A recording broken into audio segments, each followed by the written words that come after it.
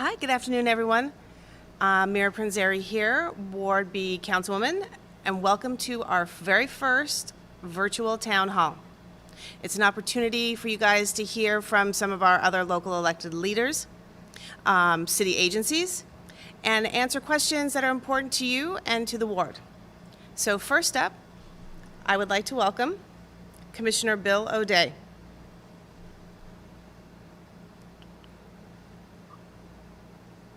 Can you hear me? Yep. Can you guys hear me?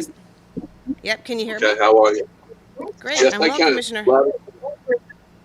How are you? Good. I'm just trying to get centered on my picture here. There you go. You're looking pretty good. All right. So do you. So do you. Great, so welcome to the first virtual town hall. Glad to have you here. Why don't you let the viewers know a little bit about what's happening in Lincoln Park and the county? So we have a lot going on in Lincoln Park. As you know, earlier this year, we finished work on the fountain. So the fountain is back up and running at 100% capacity. We recently started construction on the new catering facility restaurant in Lincoln Park, formerly known as the casino in the park. We anticipate that construction will be completed by September of 2022. And as you know, Councilwoman, because you are a big advocate of it, we ensure that we put a good restaurant component there so residents will be able to enjoy the facility. We're currently running a tennis camp 9 o'clock in the morning over at the tennis courts for our youth. So if there are any youth in the community that haven't found a summer camp or activity to do yet, they can still have the parents come down with them at 9 o'clock on a weekday morning and sign up for the last 3 or 4 weeks of camp that are remaining. We had a carnival there a couple of weeks ago that was very nice and very successful. You've started your music in the park series up again. We've got the farmers market every Sunday, so Lincoln Park is booming in a very, very, very good way. We have to reschedule the movie because we got rained out with one of the thunderstorms. But there's just a lot of good things going on in the park. That's great. So let's talk a little bit about some of the proposed safety improvements that are going to be happening around the ring in the park. I know that some residents had reached out to you with some concerns about traffic and the way cars were driving. Yeah, I think we already this week installed many new delineators. I think we got a call on Monday or Tuesday, and we put a large number of additional delineators based on the Lincoln Park Neighborhood Association. Colin had reached out, provided us some drawings, so I don't think you can respond much quicker than we responded to that. Ultimately, next year we will be in the capital budget repaving, repainting the entire ring road, and we'll have a community meeting before we finalize that and see if there are any additional safety measures we can impose as it relates to the bike running portion of the road. Great, thank you for that. And I know another question that comes across my desk as well as yours is how things are moving along with the safety upgrades along the boulevard. So can you speak a little bit about that and the timeline? The timeline's way too long. So a lot of the issues they ran into, some related to design, quite frankly, a lot of them related to the MUA work and the fact that they were kind of both doing the same areas or involved in the same intersection at the same time. We're looking now at completing it early fall being like late September, so probably more like sometime in October.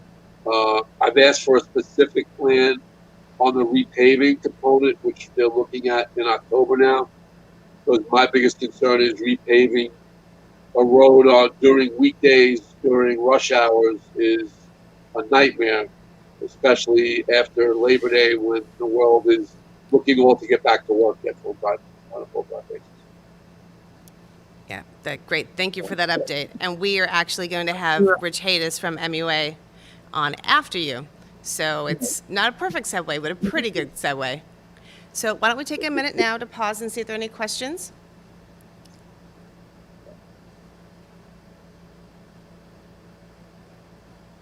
Oh. Okay, so first question. Okay, hi. With all these developments going up, there seems to be not enough storefronts to grow businesses. What is the vision for that? That's a great question. So we've been working with the Special Improvement District, the West Side Partnership. They are working with local businesses to help them grow and expand. And then additionally, a lot of the buildings that are going up are mixed use, so there will be retail space in the new buildings. Any other questions for myself or the commissioner?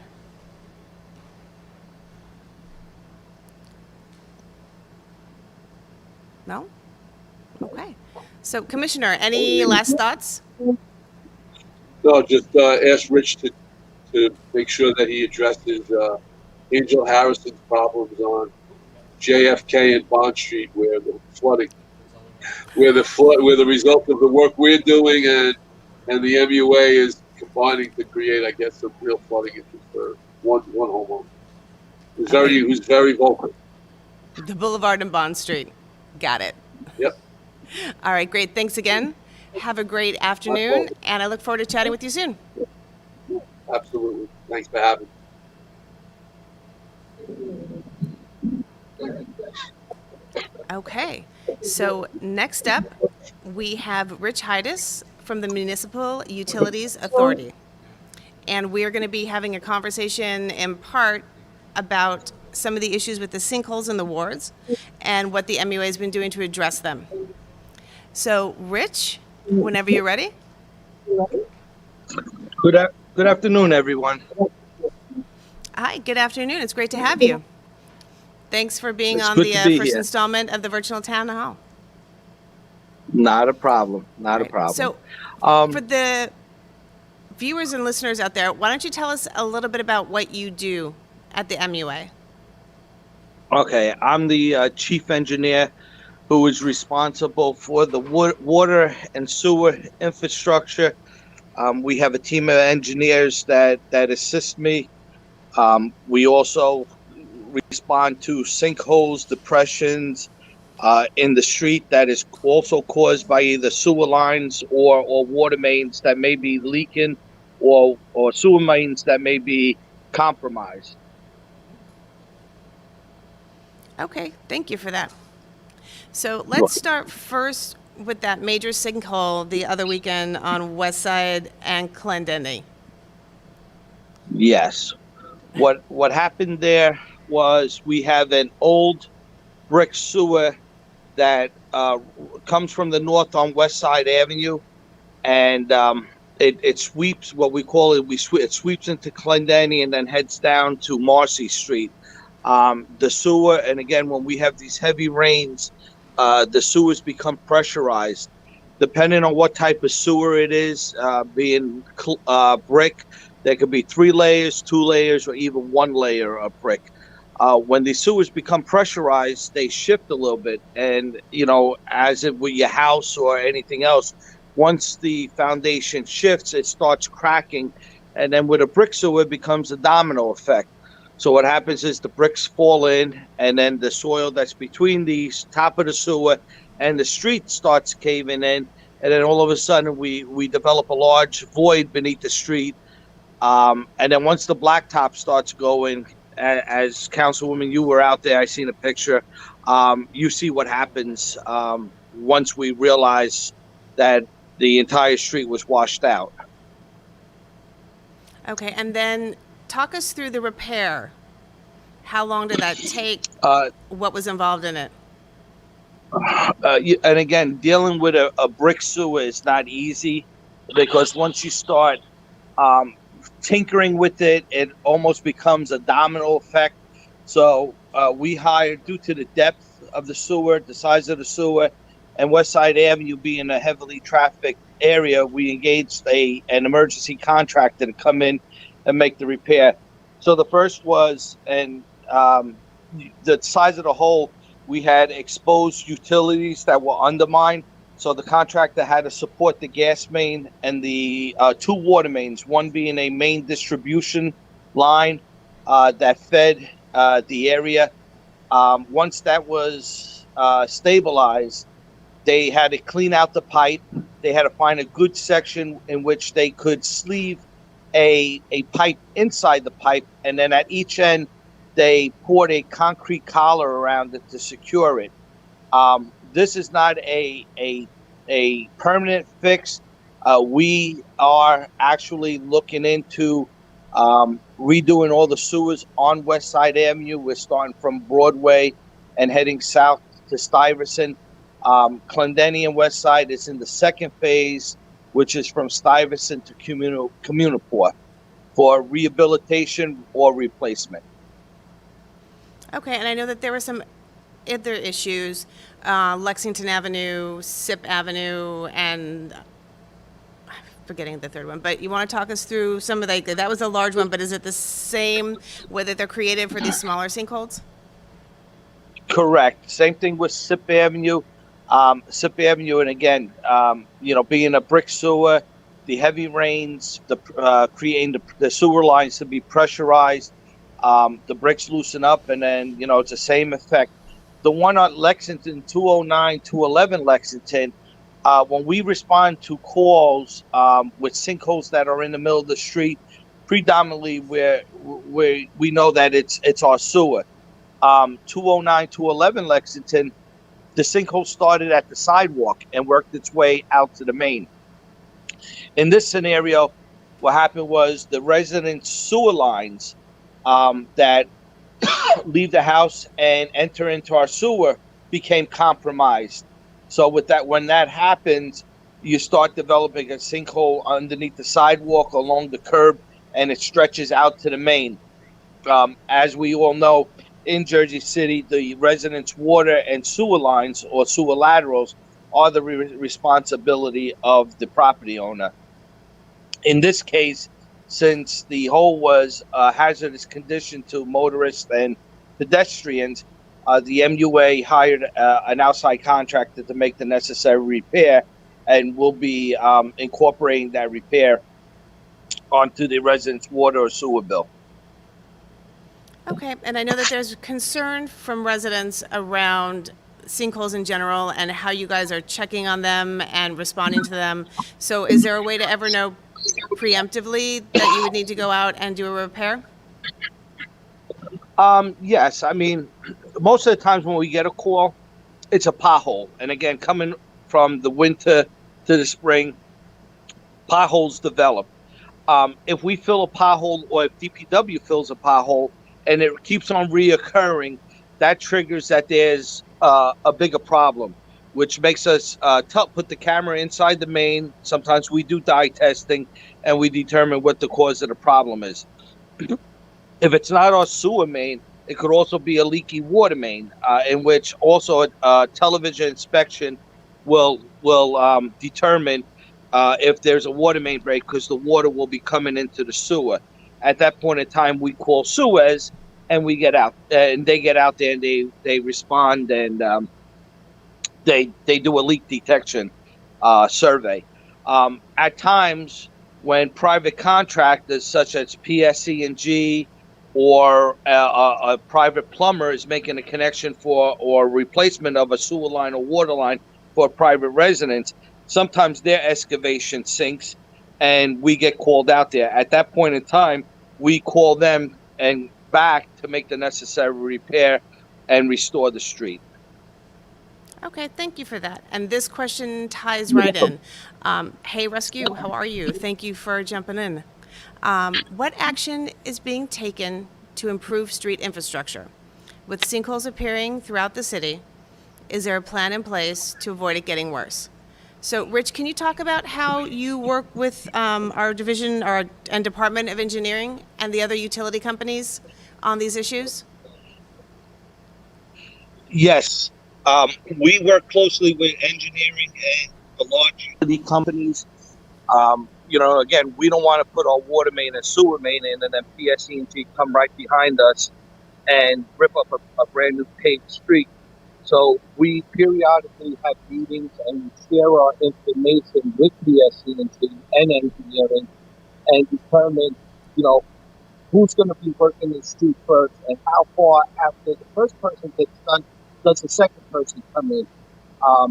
You know, and a lot of times, such as on Clark Avenue and where we're working on Pearsall, once we put a utility in, a lot of the residents expect us to come right after the last piece of pipe or water main is put in and pave the street.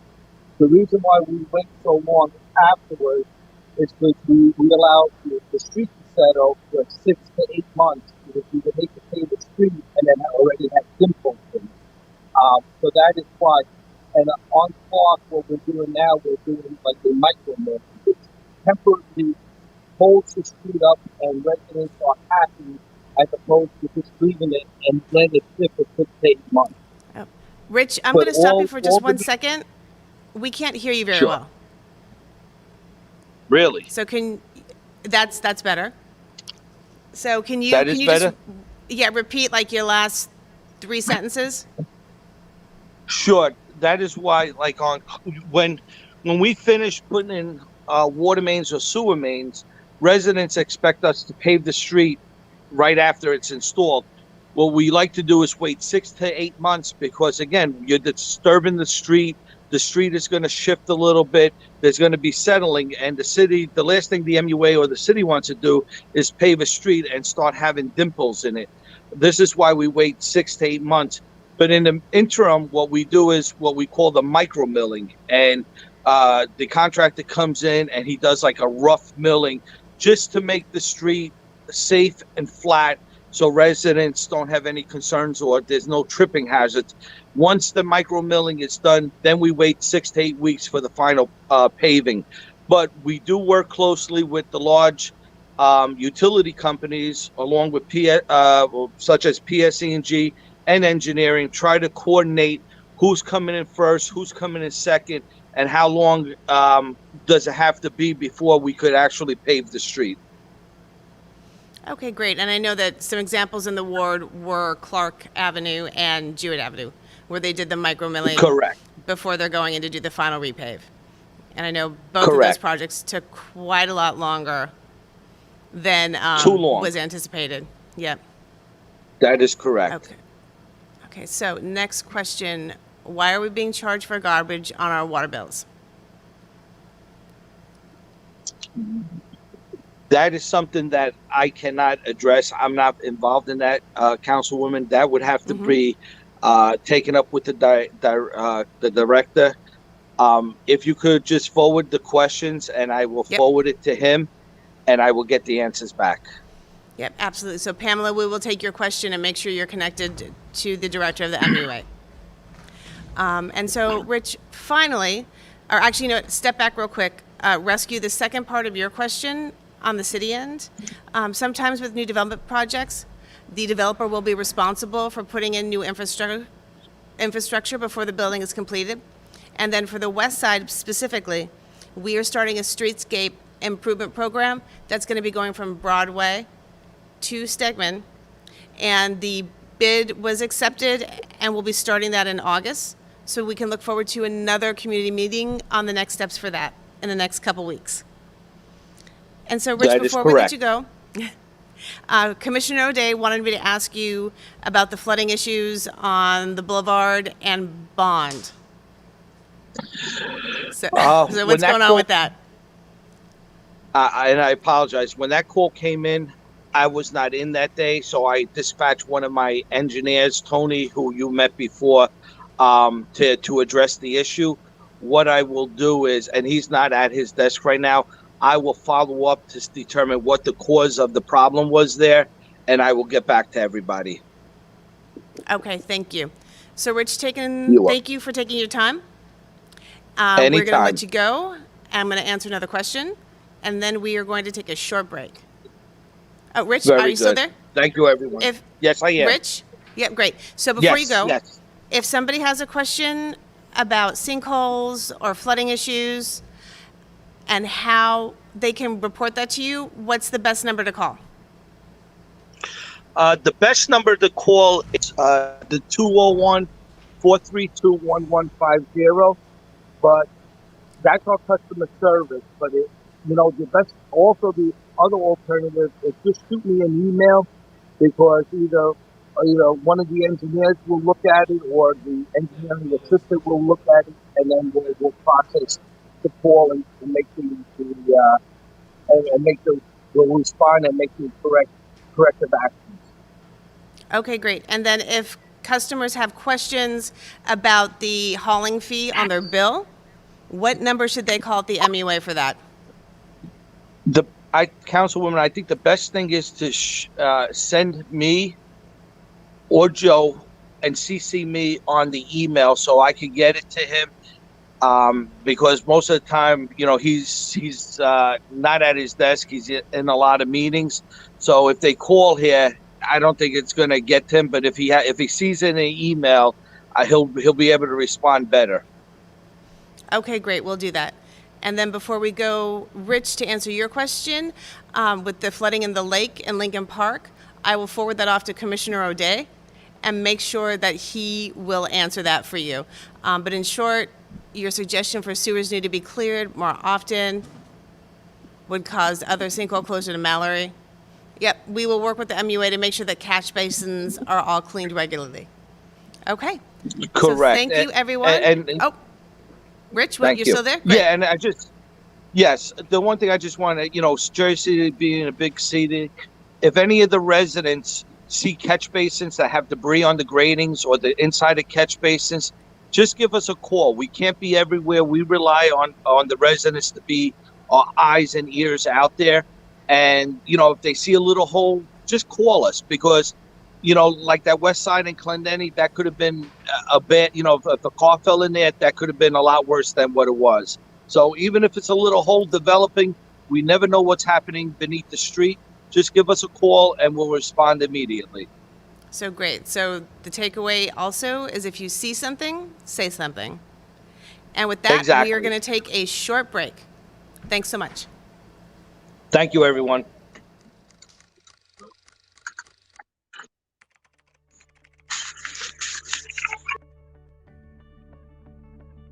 We have to be able to police ourselves, because we don't want anybody to tarnish our badge. When internal affairs complaints are not handled properly, the public may believe that most officers commit crimes, when in fact that's not true. Most officers are professional. If complaints aren't taken properly and the community that we serve doesn't have a trust in the police department, there has to be legitimacy. If the community doesn't trust the police, how can we effectively serve them? And by having a really comprehensive internal affairs unit that handles the complaints properly and people have trust in the system, it enables us to do our entire job as a police department much better. We need the community as much as they need us. So that citizen that has lost trust in the community could be a very important witness for us tomorrow. Hudson TMA reminds you that before you ride, you should perform the ABC Quick Check. Here's how to do it. You don't want your bike to fail you, so get in the habit of doing the ABC Quick Check before you ride. A is for air. Check that your tires are properly inflated. They should be pumped up to the inflation rating printed on the tire. Many bicycle pumps come with a pressure gauge, so you can make sure they're properly inflated. Low pressure tires can easily puncture. B is for brakes. Check that your brakes are working. Your brake lever shouldn't come closer than a thumb's width to the handlebar. Your wheel should spin freely when the brakes are off. C is for the cranks, chain, and cassette. Grab both crank arms like this and wiggle them to make sure they aren't loose. Spin the pedals and make sure the chain runs smoothly through the gears. Quick means making sure your wheels are on tight if you have quick release wheels. The wheels should be snug in the dropouts and the quick release lever fastened tight. Hudson TMA reminds you that a bicycle is considered a vehicle. When you ride a bike, you must obey the rules of the road. Ride single file in the same direction as traffic. Obey traffic signs and signals. Signal your turns and look behind you before you turn. And always stay alert. Hudson TMA reminds you that whenever you are out on your bike, there are several things you must remember to stay safe. That means when you ride in the street, ride in a straight line with traffic on the right side of the road. Riding against traffic is dangerous. It puts you where the driver of a car isn't expecting you. Meaning he might turn in front of you, or worse, into you. And you know what that means. Ouch. And if you're riding with friends, always ride single file. And here's something else to remember.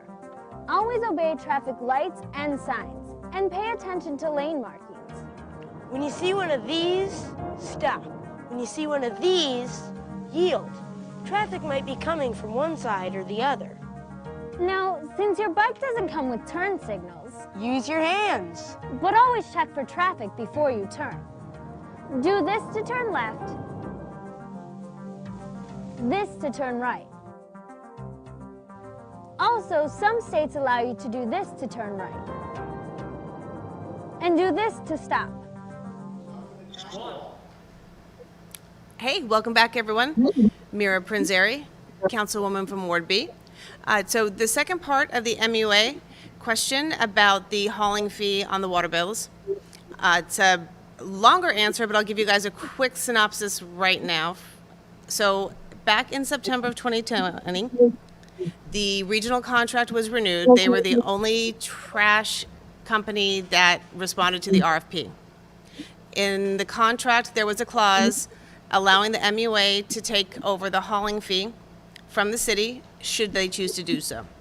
The MUA board approved that, and they readjusted the bills accordingly. One of the reasons why they did that was because the tax abated buildings were not paying traditional hauling fees because of the way the structure of the tax abatement was scheduled. So they figured if they moved it to the water bill, everybody would be paying their fair share. Now, it did not happen necessarily in tandem, but the administration, they introduced their budget, and there is a tax reduction in the budget for approximately $1,000 per household. This is going to include a reduction for this hauling fee. So while you had not seen it immediately on that bill, it is coming, and it's anticipated to hit for the estimated taxes for the third quarter bills. But if you do have questions about the fee itself, if you think it's too high, you definitely reach out to the MUA and Suez, and they will make any appropriate adjustments. So I hope that gives a little bit more information around that, and to let you guys know it's coming up on your tax bills. And if you have any other questions, please email my office, reach out to me, and I will make sure that you get connected to the right agencies. So now we're going to shift back gears a little bit. We are fortunate to have the commissioner back with us, and he's here to answer a question. So Commissioner, take it away. Hey, Mira, I saw Rich McCormick had a question about the lake flooding. I spoke in my short, I called Russell Falacara, who's the Deputy Director of Parks, who's literally a 7-day-a-week employee. And he said that was an isolated incident related to something with the high tide. So, Rich, if you have any other issues, you can reach Russell 201-915-1388 during working hours. They'll patch you into a cell phone. And obviously, if it's an off-hour thing, you have my cell number. You can text me and I'll connect with you. Great, thank you for that. So while we've got you, anything else Ward B residents should know? What's going on with the county? What else is going on? We're spending a lot of the ARP money to bring the ultraviolet lighting to our buildings to kill off germs, not only maybe COVID related, but future related. We're putting that out to bid. It's about close to $6 million we anticipate spending. We're doing a program to incentivize or reward the employees that get vaccinated. We're looking to get everyone back full time. We're kind of still in a hybrid where people are in some days, out some days. That Councilwoman's all foreign to me since my daytime job was an essential business, so we never had a day off from even during the pandemic. But it's good to see them. It's good to see them back in place. So no, there's a lot of good programs that we're looking to do to deal with the pandemic. We're still doing vaccines and encouraging people to get vaccinated also. Okay. That's great. And if residents want to know more about what's happening in the county and the park, how can they do that? They can call me. My cell number is 201-332-1187. I'm not shy giving it out. I would ask that instead of calling first, they just send me a text. Hi, such and such. I'd like to know about whatever, and I'll get back to them. I'll call them back. And I'll share my email with them, and then exchange it that way. Okay, great. Well, thanks so much. We appreciate you sticking around. My pleasure. Okay. Oh, I'm sorry, Commissioner. It looks like you have another question. Yeah, the question about county assistance for small businesses. So for the most part, we do have an HCEDC. They do have loan programs. For the entity that does the oversight of that is a group called Educate the Block. So we can send me a text. I'll connect them to the person. Then they could also just go online, look up Hudson County EDC. They're at 830 Bergen Avenue. So they're all loan products. Last year, as you know, we provided a lot of the CARES money to the city to do the grants for COVID. But this year, since the city got its own ARP funds, each city has to determine whether they want to do an additional COVID-related grants for businesses affected by the pandemic. Okay. And I also do that for my day job. Also includes helping small businesses all the time with places like EDA. So if somebody is a small business, and I can help them do something like that. Okay, we've got another question for you. How come all the money going to build the bridge walkway in Bayonne and no hazard to workers going in? Rich McCormick, you should call me because I'm not sure exactly what you're referring to, and I don't know whether that's a county project. I don't know what bridge walkway you're talking to, but you live down the block from me, so you can ring my bell, or usually you walk down the block and stop me when I'm getting in my car anyway. Yep, and that's the beauty of having your elected officials live on your block. Yep. So, okay, anything else for the commissioner before we let him go? All right, I'll hang it till the end of your show just in case. Okay, all right, thank you.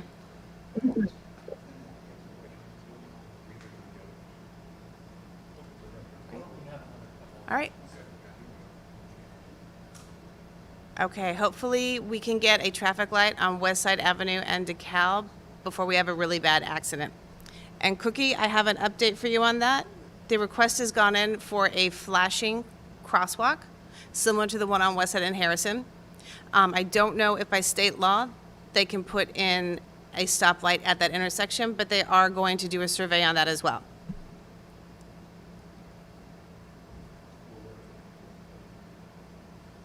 Any other questions? Yep, typing it up. Yep. Okay. Sit tight.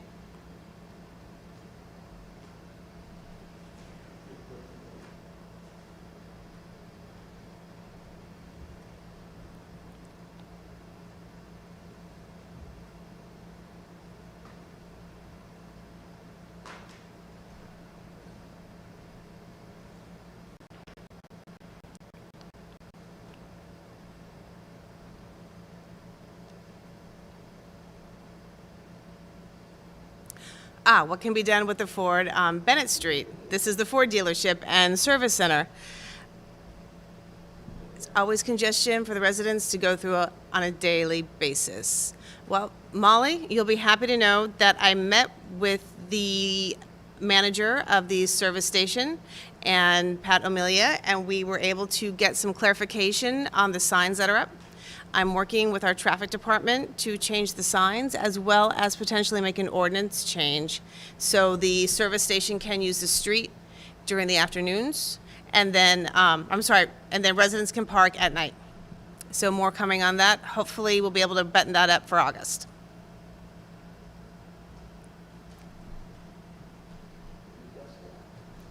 Okay. All right, we're going to take a short break, and we'll be back in a few. Hudson TMA reminds you that a helmet can only protect your head if you wear it. Take a tip from Elizabeth and Xander. So just think of your helmet as part of your gear. You don't see a soccer player without shin guards. You don't see a basketball player without shoes. So don't ride your bike without your helmet. It's part of the gear. Let's take a look at proper helmet fit. The size of a helmet is very important. It should fit comfortably without rocking from side to side. The helmet should fit level on your head and low on the forehead, no more than 1 or 2 finger widths above the eyebrow. Adjust the lengths of the straps so that the buckle is centered under the chin. Side straps should be adjusted so that they form a V shape under and slightly in front of the ears. Lock the slider if possible. Buckle the chin strap and tighten it until snug. No more than 1 or 2 fingers should fit under the strap. Lastly, make sure the helmet is secure and doesn't rock back and forth. If a big yawn doesn't pull the helmet down on your head, tighten the chin strap. Hudson TMA reminds you that if you are going to ride your bike after dark, you must wear the proper attire. Can you see me? How about me? It's more difficult to ride at night, but if you have to, make sure you can be seen. Check this out. I'm wearing white, but it's not enough because I'm still difficult to see. No matter what time of day you ride, always wear bright clothing. But at night, you really need to wear reflective or retroreflective gear. If you don't have any, buy some retroreflective tape and put it on your shoes, your jacket, and your helmet. It helps reflect light back to the driver of a car. Make sure your bike has reflectors. And you need a headlight and a tail light. That's the best way to get noticed in the dark. And it's the law. Remember, the sooner a driver can see you and recognize you, the sooner they can react. The Jersey City Medical Center. You know it for its award-winning life-saving ambulance service. It's also your health hub, with health and wellness locations staffed with certified professionals all through Hudson County.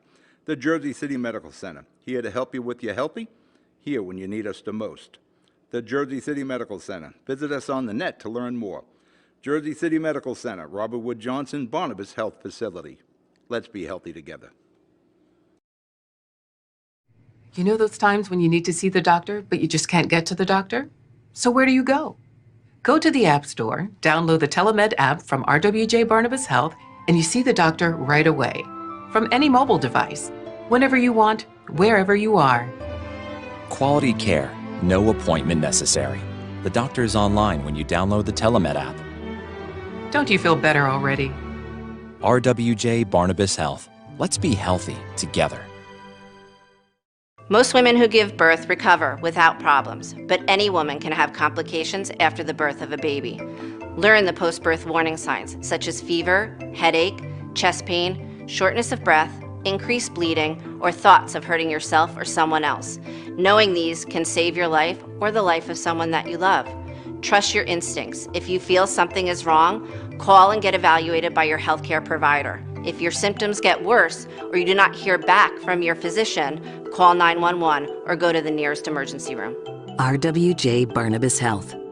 Let's be healthy together. Hello, everyone. Welcome back. Thank you all for spending time with us this afternoon on the first virtual town hall. Before we wrap up, just want to get a couple of events on your radar. On Friday, the Mount Carmel Festival is coming back at a much smaller scale. It will still be on Broadway. The street will not be blocked off, and it will be on the lot that is across the street from the church. We have some really exciting music events coming up. First off, Lincoln Park Live, Music at the Fountain, or Saturday in the Park as we're calling it this year. The next music night will be Saturday, the 31st. Also on the 31st in the afternoon in McGinley Square, they are starting their first music pop-up series. So mark your calendars for that, and we will have information on my social media streams. And then finally, every Sunday in the park, there is the farmers market from 10 a.m. to 3 p.m. Yoga is free to the public at 10:30, so do stop by and check that out. And from the city side, from the legislative end, we are working on our budget. We just wrapped up the budget hearings. As I mentioned previously, this year's introduced budget from the administration comes with a tax cut to help offset the cost of the school tax levy and the shift in the water bill for hauling. So over the next couple weeks, we will be debating whether or not there should be any amendments to the budget. And if you have any questions about that, you can always contact my office. And maybe for the next virtual town hall, we can get the business administrator on here and we can dive a little deeper into the city budget, what it pays for, how it's split between city, county, and the school board, and all the fun questions like that. So if there is nothing else, we are going to go ahead and sign off. I would like to thank you all for being here this afternoon. Thank you, Pat, and your team for hosting me here. We hope that you guys found this informative. And if you have any topics you'd like to discuss moving forward, just drop me an email or send me a text. We are always happy to have that great conversation. Finally, one more thing before I go, though. We are also going to be doing a series of stoop talks across the ward. So stay tuned for locations there. We will be in your neighborhood on your block very soon. Take good care and be safe out there. Make sure you stay hydrated because it is a hot one today.